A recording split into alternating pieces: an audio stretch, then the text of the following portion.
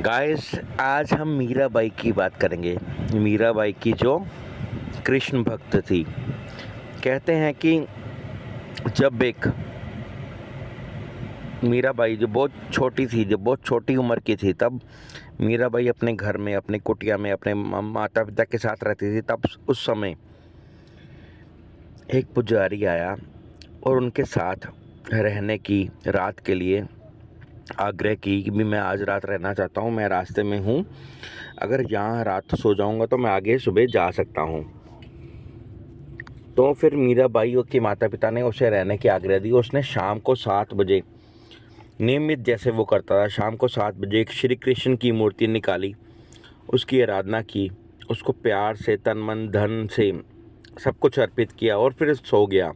और सुबह फिर उसको आराधा और तन मन धन अर्पित किया और फिर सो गया। ये मीरा ये सारा प्रोसेस देख रही थी। ये देखते देखते देखते देखते उसका, कहते हैं कि मीरा को अपने पुराने जन्म का ख्याल हो गया कि ये मूर्ति, ये तो मैंने साक्षात देखा हुआ है। कहते हैं कि मीरा गोपियों में से एक गोपी थी। जैसे श्री कृष्ण की गोपियाँ होती थी, उस गोपियों में से एक गोपी थी। तो मीरा ने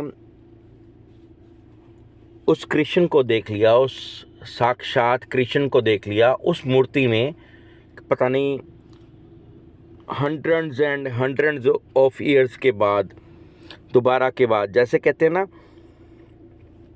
भक्ति बीज पलटे नहीं, जो जुग जाए अनंत। जो भक्ति का बीज हमने एक बार बीज लिया वो पलटता नहीं, अगर जुग से जुग बीत जाए तो भी। ऊंच नीच बर अवतरो, होए संत दा संत। ऊंच नीच हो, जो मर्जी हो, जो बंदा एक बार भक्ति बीज बीज लेता है उसका संत होना निश्चित है। होए संत दा संत। वो संत आखिर में भी जब इस आने जाने के चक्कर में से हटेगा, जब इस सृष्टि में देह रूप में आने से हटेगा, तब भी वो संत ही रहेगा। जैसे मीरा पहले गोपी थी, उसने जब अपने मीरा के जन्म के रूप में, जब उसका नाम मीरा था, उसने अपने घर में एक पंडित के वस्त्रों में, पंडित के हर जगह पर उस कृष्ण का निवास देखा। तो उसने पंडित से पूछा था। पंडित ने 7 बजे शाम को संध्या काल में निकाल कर श्री कृष्ण की आराधना की, उनको माथा टेका, उनको प्यार किया और सुबह फिर। तो मीरा जैसे पूछती थी भी अपने पति के बारे में भी, मीरा अपने पिता से, अपने माता से पूछती भी मेरा पति कौन है। तो मीरा की पत्नी ने, मीरा की माँ ने उसको एक दिखा दी थी कि ये तेरा पति है। एक श्री कृष्ण की मूर्ति दिखा दी थी, छोटी थी। और जो भक्त उनके पास, जब वो संत, वो पंडित उनके पास ठहरने आया तो उसके पास वही मूर्ति बहुत ही सुंदर, बहुत ही अच्छे संभाल के रखी हुई थी। और जैसे प्रतिष्ठित कर लेता है भक्त अपने भगवान को, वो मूर्ति को वो प्रतिष्ठित कर चुका था। तो उस मूर्ति में नया निखार था।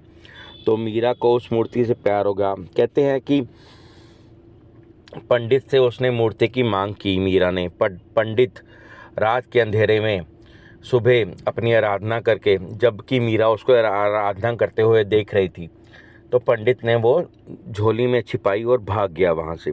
और 1 2 3 4 दिन तक उसने यात्रा की और उसे दिमाग में वो बच्ची आती रही, वो मीरा आती रही, जिससे छुपाकर वो मूर्ति लेके आया था। और कहते हैं कि जब वो मीरा को मूर्ति देने गया था तो मीरा संबुद्ध बैठी थी, मतलब वो उसी मूर्ति की याद में बैठी थी।